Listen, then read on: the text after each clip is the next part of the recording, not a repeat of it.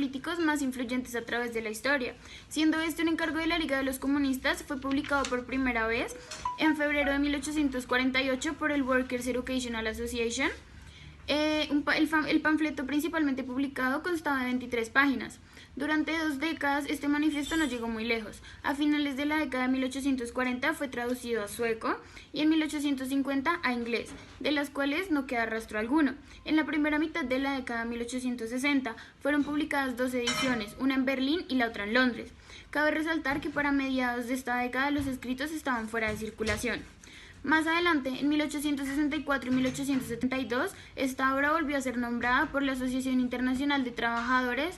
En marzo de 1872 fue leído el Manifiesto Comunista durante la sesión Tribunal de Juicio de Tradición de los Socialistas.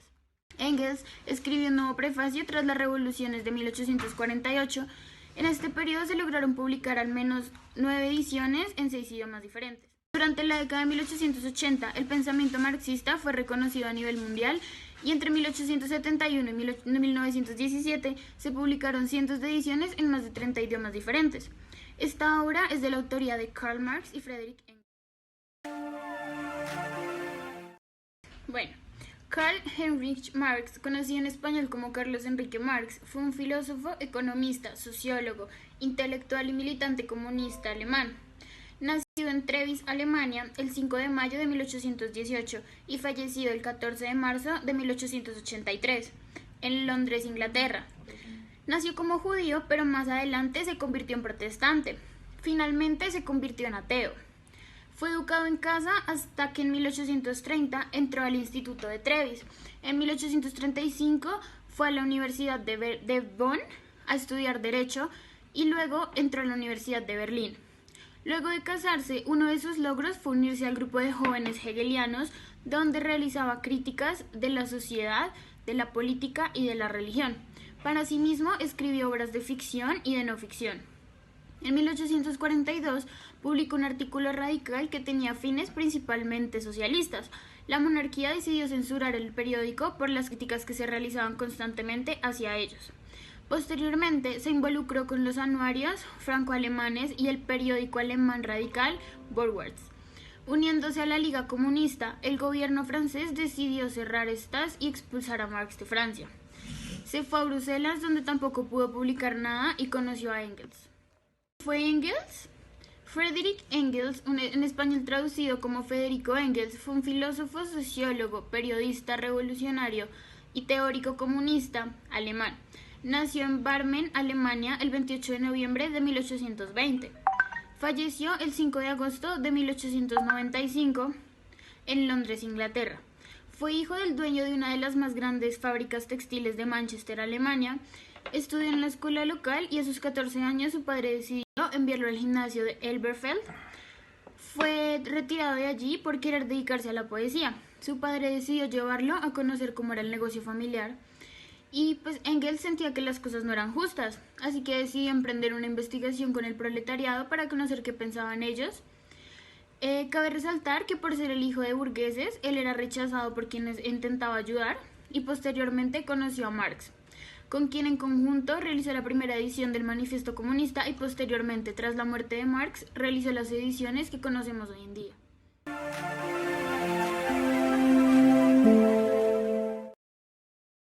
Bueno, mi nombre es Ana Sofía Mancilla, yo les voy a explicar el primer capítulo del Manifiesto del Partido Comunista. Ahora cita, la historia de todas las sociedades hasta nuestros días es la historia de las luchas de clase, hombres libres, esclavos, patricios y plebeyos, señores y siervos, maestros y oficiales. En una palabra, opresores y oprimidos se enfrentaron siempre. Cierro cita. Esta es la frase con la que Marx y Engels inician su escrito, considerado actualmente como una de las obras más importantes en la historia y pues sentando las bases del comunismo. Desde la primera frase podemos ver la existencia y la diferenciación entre dos clases sociales completamente contrarias y que siempre van a estar enfrentadas, la burguesía y el proletariado. A través del recorrido histórico que se realiza en el manifiesto se denota que la sociedad siempre ha funcionado de esta manera, y es que hasta la actualidad se mantiene y se aplican estas categorías. La clase que domina, el capitalista, el dueño de los medios de producción, vive del trabajo de los demás, mientras que los trabajadores viven con lo justo o con casi nada. Y aunque algunas cosas han cambiado desde aquel entonces, como la creación de algunos mecanismos de protección para los trabajadores, como lo son los derechos de los trabajadores, los derechos laborales e incluso la prohibición del trabajo forzado de los niños, que en aquel entonces era muy común, el sistema sigue explotando a sus trabajadores, cada vez con salarios más precarios o horas de trabajo que simplemente son inhumanas. Los cambios sociales y económicos que se presentaron a lo largo de la vida de Marx y Engels son significantes para poder llegar a donde estamos hoy. El tránsito del feudalismo a manos del control de la sociedad burguesa significó un gran cambio. La poca capacidad que tuvo el sistema feudal para adaptarse al nuevo modelo de mercado mundial la hizo desaparecer por completo. En cambio, esta fue reemplazada por un modelo económico internacional donde la manufactura se redujo totalmente. Prácticamente se dejó en segundo plano para pasar a las grandes industrias con máquinas industriales. Todo esto pues obviamente trajo consigo una serie de implicaciones en el desarrollo comercial, nacional, internacional, la navegación, la apertura de nuevos y numerosos mercados, entre otros. Ahora cita. La gran industria moderna sustituyó a la manufactura. En lugar del estamento medio industrial vinieron a ocuparlo los industriales millonarios, jefes de verdaderos ejércitos industriales, los burgueses modernos. Cierra cita. La importancia de la burguesía es totalmente importante. Tiene un carácter altamente revolucionario, ya que ésta logró en muy poco tiempo un avance mucho más grande que en los anteriores sistemas que tuvimos. Esta consigue acabar totalmente con el sistema feudal e imponerse con una fuerza mucho más potente pero explotadora, como nunca antes se había visto en la historia, como lo dice el mismo Marx y Engels. Ahora cita. Toda esta sociedad burguesa moderna, que ha hecho surgir como por encanto tan potentes medios de producción y de cambio, se asemeja al mago que ya no es capaz de dominar las potencias infernales que ha desencadenado con sus conjuros. Cierro cita. Por culpa de este tipo de industria, las pequeñas empresas han adoptado un nuevo carácter y han perdido pues prácticamente su ideal. Estas se convirtieron en fábricas de los grandes burgueses y probablemente nunca serán dueños de los medios de producción o grandes capitalistas. Lo que se busca es abusar de ellos para que el rico se haga más rico mediante el trabajo de alguien más. Pero no todo es perfecto en este sistema de dominación, ya que la misma burguesía ha creado a las personas que buscan acabarla. Los trabajadores o los bien llamados proletarios, estos son utilizados o trabajados por el sistema, venden además su fuerza de trabajo para poder sobrevivir precariamente, mientras que el señor burgués se enriquece cada vez más. Es decir, no es una relación equitativa, sino una relación totalmente abusiva. Ahora cita, no son solamente esclavos de la clase burguesa, del Estado burgués, sino diariamente a todas horas esclavos de la máquina, del capataz y sobre todo del burgués individual, patrón de la fábrica. Es por causa de este abuso que el proletariado, según Marx y Engels, decidirán iniciar una revolución en contra de ellos. Esto pasará por distintas fases, donde pues, se irán uniendo y tratarán de acabar con todo el trabajo y la institución que representa la burguesía. La burguesía vivirá siempre en una lucha permanente para mantener o tratar de mantener la figura del proletariado, porque pues sin ella realmente no es nada. Esta resolución deberá convertirse en un movimiento internacional, pues para que cada país acabe con el sistema burgués. Ahora cita. La sociedad ya no puede seguir viviendo bajo su dominación, lo que equivale a que la existencia de la burguesía en lo sucesivo es incompatible con la sociedad. Cierro cita. El proletariado, por su parte, es una clase revolucionaria y pues su fin último es terminar con la burguesía. Por culpa pues, de la falta de garantías para mejorar la calidad de vida de estas personas que tiene pues, la burguesía. Esto pues lo podemos ver en el sistema actual, donde pues se sigue explotando al trabajador para tomar provecho de él y pues que las ganancias netas de la empresa se incrementen mediante este tipo de explotación. Muchas gracias.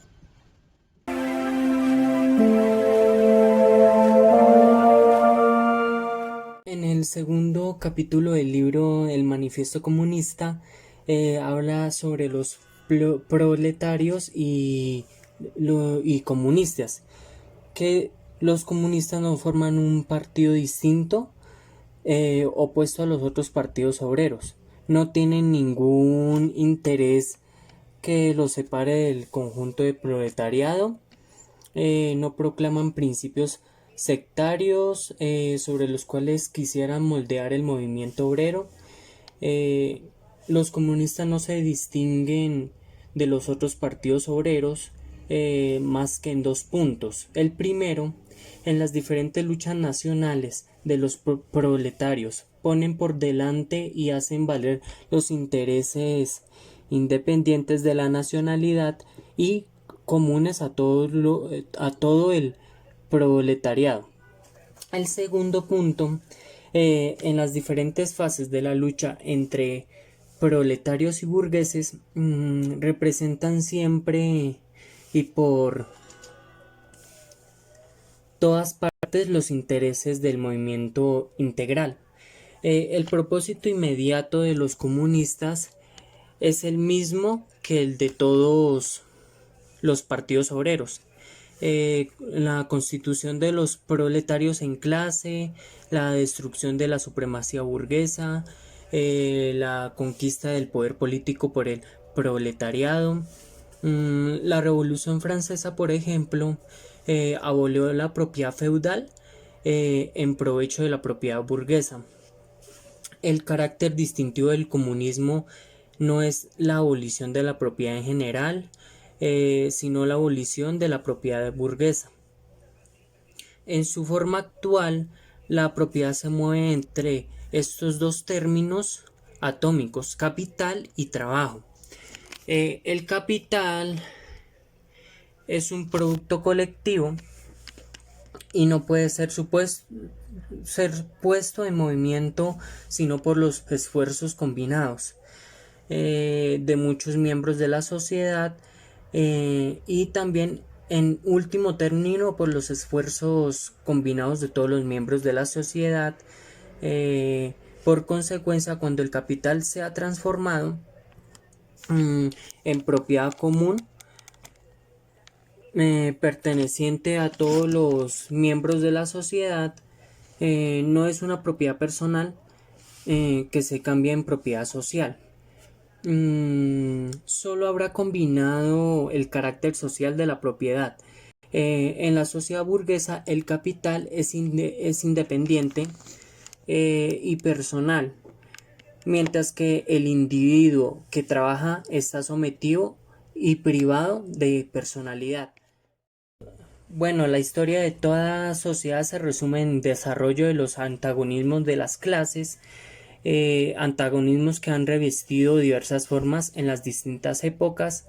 La revolución comunista es la ruptura más radical con relaciones de la propiedad tradicional.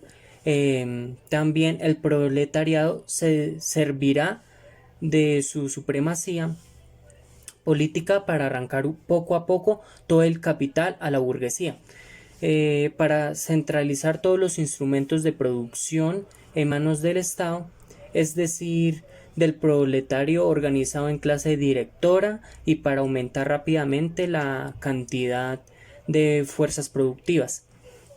El poder público, hablando propiamente, es el poder organizado de una clase para la opresión de las otras. Y por último, la antigua sociedad burguesa, con sus clases y sus antagonismos de clases, surgirá una asociación en que el libre desenvolvimiento de cada una será la condición del libre desenvolvimiento de todos.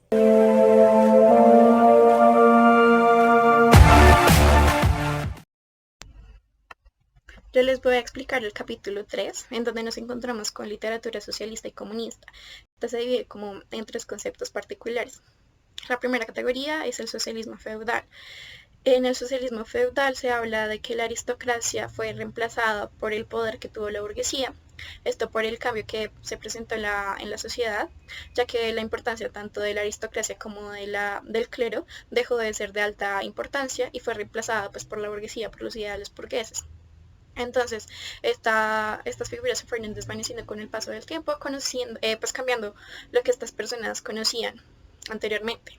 Aunque pues a lo largo de la historia también podemos ver que siempre se ha tenido una fuerte relación pues con la iglesia. Pero pues esto cambió para la época. Ahora cita. La burguesía es precisamente haber creado bajo su régimen una clase que era saltar por los aires todo el antiguo orden social. Cierro cita. Después encontramos el socialismo pequeño burgués. Abre cita. La aristocracia feudal no es la única clase derrumbada por la burguesía y no es la única clase cuyas condiciones de existencia empeoran y van extinguiéndose en la sociedad burguesa moderna. Cierro cita. Esta frase explica por completo el socialismo pequeño burgués. Las clases medias dentro del socialismo pequeño burgués estaban totalmente preocupadas porque se decía que su destino final pues era terminar o bajo el proletariado, pues lo que sigue sucediendo en la actualidad.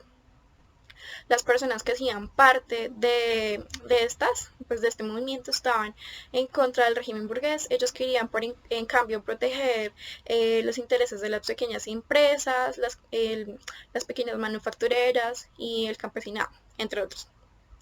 Fueron grandes críticos de este sistema, pero digamos que nunca llegaron a adquirir la fuerza que tuvieron que tuvo el proletariado. Se quedó en pura crítica, pero pues poca acción. Después, como último, encontramos el socialismo alemán o socialismo verdadero. Este se desarrolló en Alemania, pero perdió el carácter de lucha de clases. No conocían a la perfección el modelo francés, el modelo desarrollado en Francia, y mucho menos pues la realidad que en ese país se encontraba. Entonces, digamos que su desarrollo al comienzo fue muy básico, pero posteriormente se fortaleció. Ahora cita. El socialismo alemán, el socialismo verdadero, en manos de los alemanes, dejó de ser la expresión de la lucha de una clase contra otra. Los alemanes imaginaron estar muy por encima de la estrechez francesa y haber defendido en lugar de las verdaderas necesidades, la necesidad de la verdad, en lugar de los intereses del proletariado, los intereses de la esencia humana, del hombre en general, del hombre que no pertenece a ninguna clase ni a ninguna realidad, y que no existe más que en el cielo brumoso de la fantasía filosófica.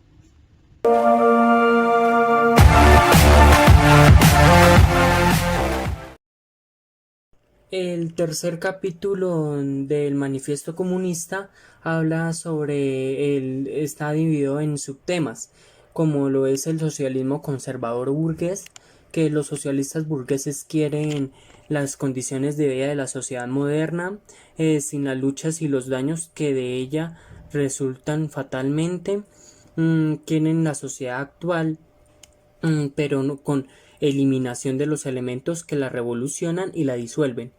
La burguesía, como es natural, se representa en el mundo en que ella domina como el mejor mundo de los mundos posibles. El socialismo burgués elabora más o menos sistemáticamente esta representación consoladora.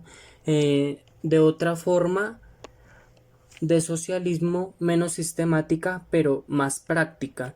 Intenta apartar a los obreros de todo movimiento revolucionario, demostrándose que no es tal o cual cambio político el que podrá beneficiarlos, sino solamente una transformación de las relaciones de la vida material y de las condiciones económicas. El socialismo burgués no alcanza su expresión adecuada sino cuando se convierte en simple figura teórica.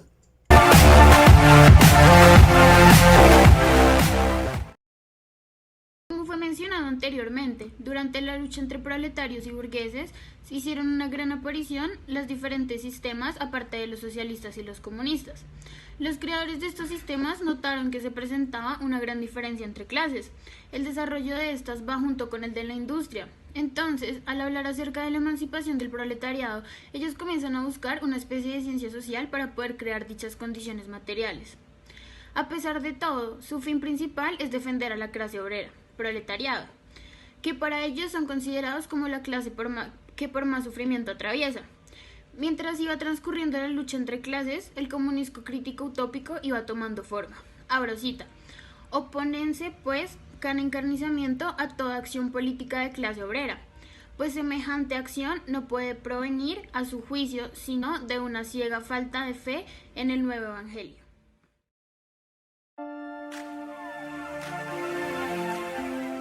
Cita. En Francia, los comunistas se suman al Partido Demócrata Socialista, contra la burguesía conservadora y radical, reservándose sin embargo el derecho de criticar las frases y las ilusiones legadas por la tradición revolucionaria.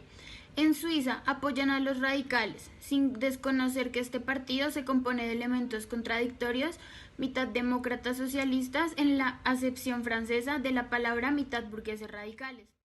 En Polonia, los comunistas sostienen al partido que ve en una revolución agraria la condición de manumisión nacional, es decir, el partido que hizo que en 1846 la insurrección de Cracovia en Alemania, el Partido Comunista lucha de acuerdo con la burguesía, actúa tantas veces como la burguesía actúa revolucionariamente contra la monarquía absoluta, la propiedad territorial feudal y la pequeña burguesía. Cierro cita. Como se ha mencionado a lo largo de los videos, los comunistas se sienten identificados con la clase obrera. Puede concluirse en este capítulo que ellos los apoyan en todas partes sin importar el régimen político y la situación social. Evitan ocultar sus opiniones y propósitos y abiertamente hablan acerca de que es necesario derrumbar todo orden social para cumplirlos. También es claro que la clase obrera o proletariado básicamente no tiene nada que perder, además de las ataduras y cadenas de las que son sometidos por la clase burguesa, y a pesar de esto, abro cita, tienen en cambio un mundo por ganar, cierro cita.